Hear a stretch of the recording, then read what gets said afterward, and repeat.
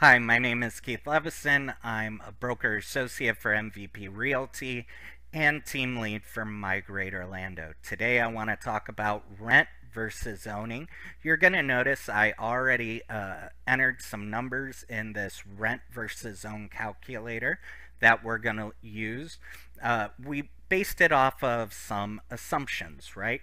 So first thing that I did is I put a purchase price of $300,000.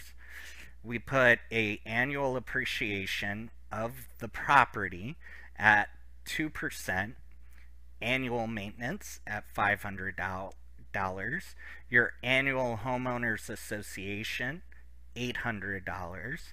We did a conventional loan of 20% down. We assumed interest rates of 7.09 for a 30-year mortgage. These are based off of loan terms that I've seen recently. We also estimated the annual taxes of $2,500. That's based off of if you homestead the property. I'm assuming if you're going from renting to owning, this is going to be your primary residence, so you are going to homestead the property. Also, we did a guesstimate of annual insurance of $2,000 a year. And what we're comparing it to is rent at $2,000 a month. And basically $2,000 a month is putting you somewhere here in Florida about a 2, maybe 3 bedroom apartment or house. And that's also why we estimated 300,000 is we're assuming you're moving into a 2-3 bedroom house, 2 or 3 bedroom house. So let's go ahead and take a look at the calculations. Right, we see that your mortgage at 7.09% for 30 years, you put 20% down, so your mortgage is going to be $240,000. Your monthly payment approximately on a property like this would be $2,052.93.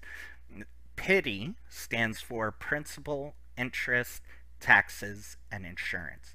Now, remember, we estimated the taxes and insurance.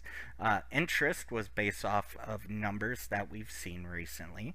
So that's giving us what your monthly payment would be of $2,052.93. Okay? Now, I don't know about you, but if my monthly rent, as you can see here, is $2,000 a month, I would rather pay an extra $52 a month for a property I own. And here's why, okay? So, let's just assume you get a property like this and you hold on to it for 7 years. The average homeowner holds on to their home for 7 years. After 7 years of owning this home, you would have $125,000 in equity. $125,000. So when you sell your home, you're going to pay off the mortgage and you're going to walk away approximately with $125,000 in your pocket. Now let's compare that to 7 years of renting, okay? So if you rent for 7 years at $2,000 a month, look at this. At 7 years, you've thrown away $178,000. Why do I say you've thrown it away? Because you don't get that money back. Once you pay your landlord, that money's gone. You never see that money again. So you've thrown away $178,000 over 7 years as opposed to earning $125,000 over 7 years. I don't know about you. I like to earn money, not give money away. So personally, I would prefer to earn 125,000 as opposed to give 178.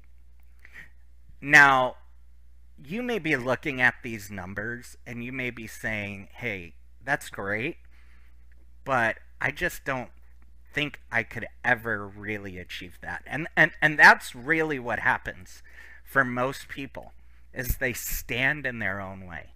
They say, "I don't think I could ever actually achieve the goal of owning a home." Well, if you work with the right realtor, the right lender, these individuals should be like almost financial planners. And here's what I mean by that, right? You don't meet with a financial planner so that way they tell you, "Hey, we're going to take $10,000 of the money you currently have and we're going to put it in this, and we're going to take 5,000 and put it in this." And because you're sitting there going, "I don't have 15, 20, $30,000. How are you going to sit there and tell me what to do with the money? And I don't even have it." No, a financial planner sits with you and they're going to say, "Okay, look, if you make these adjustments in your life, then every year you could put $1,000 towards your retirement. And here's how." Well, in the same way, a good realtor, a good loan officer is going to sit with you and they're going to say, "Okay, what's your goal? You want to buy a house that's around this price. Here's what you need to do in order to accomplish that goal."